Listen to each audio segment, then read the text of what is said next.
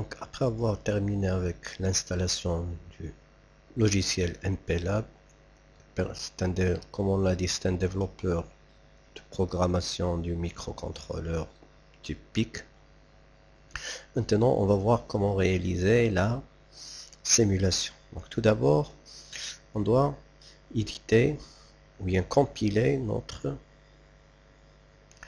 programme. Donc, on doit exécuter le programme MPLAB. Tout d'abord, il s'ouvre.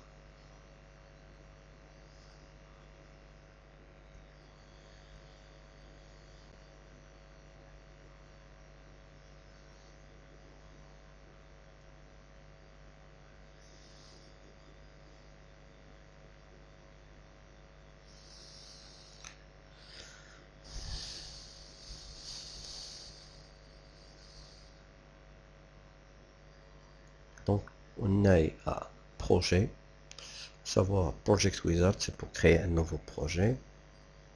Ensuite, on met suivant. On choisit le type du microcontrôleur. Donc, si vous vous rappelez pour le deuxième exemple d'application, on a bien choisi le 16F877. Donc, maintenant, ici, c'est qu'il s'agit normalement en langage assembleur, un PASM, c'est ensuite suivant.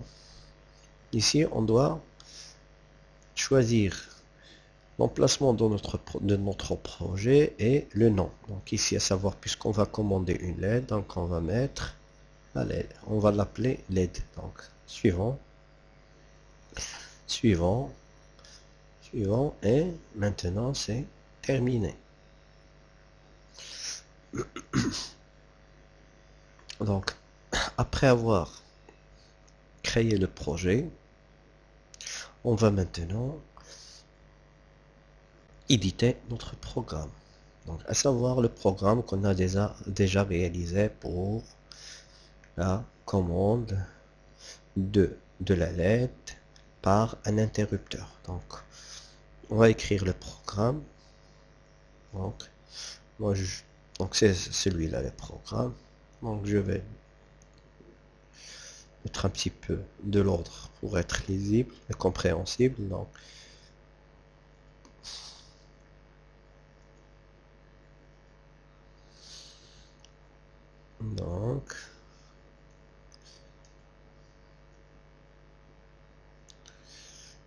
après avoir terminé l'édition du programme, donc on doit sauvegarder notre programme qui est toujours en langage assembleur. On met CEAS.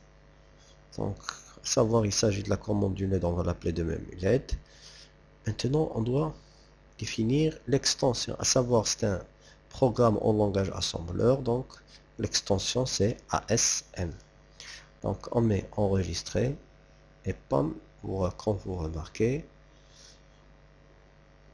le programme change d'apparence puisque notre éditeur reconnaît les différentes instructions, les différents registres, d'accord? Et ainsi de suite. Ensuite, on doit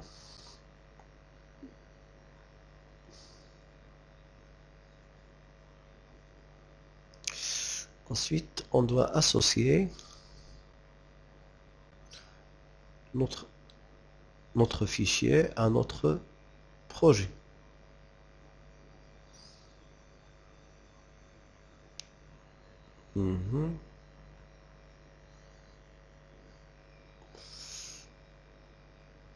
Donc, output, on doit ouvrir ça.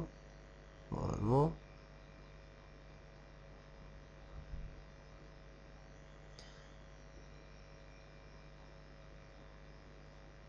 Pardon, ouais. On doit voir notre projet. Donc, comme vous pouvez remarquer, notre projet ne contient aucun fichier. On doit aller à Source File et associer notre fichier qui est en langage assembleur à sa source. Donc, Added File. Ici, on cherche, on trouve LED et ouvrir. Donc maintenant, on a associé notre fichier à notre projet. Donc maintenant, il nous reste de vérifier est-ce que notre programme contient des erreurs ou pas. Si on ouvre ça, vous pouvez remarquer que Build Succeed, donc elle est réalisée. Donc notre compilation est réalisée sans faute. Donc il n'y a pas de problème en ce qui concerne notre programme. Essayons de enlever une instruction pour voir est-ce que les choses vont très bien ou pas. Si on change quelque chose, par exemple, on ajoute ici, par exemple, une lettre. Vous remarquez que n'a pas pu réaliser donc build file. Donc si on revient, on refait la même chose. Donc elle est réalisée avec succès. Notre opération de compilation. À quoi sert cette opération de compilation? Cette opération de compilation consiste à créer un fichier .hexadécimal, lequel ce fichier, c'est lui qu'on peut implanter dans un microcontrôleur qui réalise ce programme. À savoir, le microcontrôleur ne comprend pas, ou on ne peut pas stocker dans un microcontrôleur ces instructions. Donc on transforme, un compilateur permet de transformer ce programme en un langage qui contient des 0 et des 1 compréhensibles que peut interpréter notre microcontrôleur. Donc à savoir, maintenant on a créé le fichier .hex qui est le fichier qu'on peut stocker dans notre microcontrôleur. Donc à savoir, on a créé notre projet, ça reste d'aller maintenant sur ISIS pour créer notre schéma comme on l'a déjà indiqué.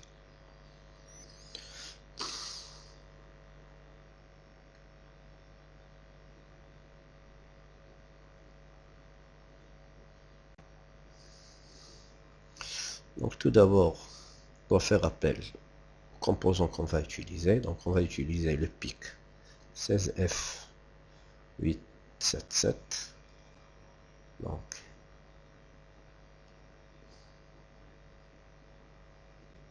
Donc elle est là.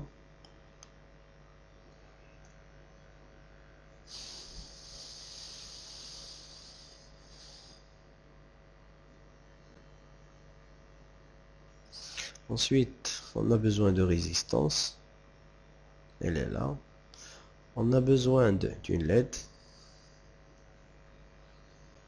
Une LED, ça entre dans le optoelectronics. Donc on va la prendre rouge.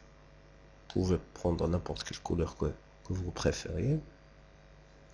Ensuite, on doit avoir ce qu'on appelle un switch, bien interrupteur. On cherche notre interrupteur ici. Donc switch, ici dans S. Donc SW, SW, SW. Elle est la switch. Donc et comme ça, on a tout le matériel nécessaire. Donc voilà notre microcontrôleur. Notre LED c'est devant, ça sera devant RB1. Il est là. R pour la limitation de courant dans la LED. R1. On fait appel à l'interrupteur. Ensuite, la résistance pour une résistance de tirage pour tirer la tension vers la main, VCC.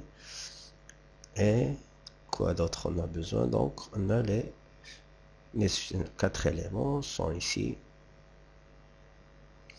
Donc maintenant on doit relier le tout. Donc ça RP1 vers la LED. Ça manque les terminals, donc on a besoin de la masse ici et ici. Et on a ici, on a la résistance tirage vers VCC, donc on doit faire appel à tirage vers VCC, à savoir sans oublier de mettre à 1 pour s'assurer que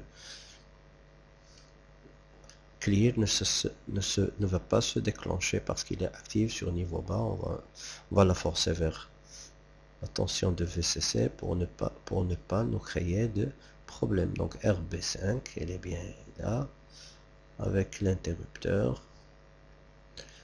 Résistance tirage vers VCC, pull up, ça vers comme ça on a réalisé notre, à savoir que notre résistance ici c'est une résistance de limitation de courant. Si on réalise une résistance très grande de l'ordre de 3 kg, de 10 kg par exemple, la LED ne va jamais s'allumer. Donc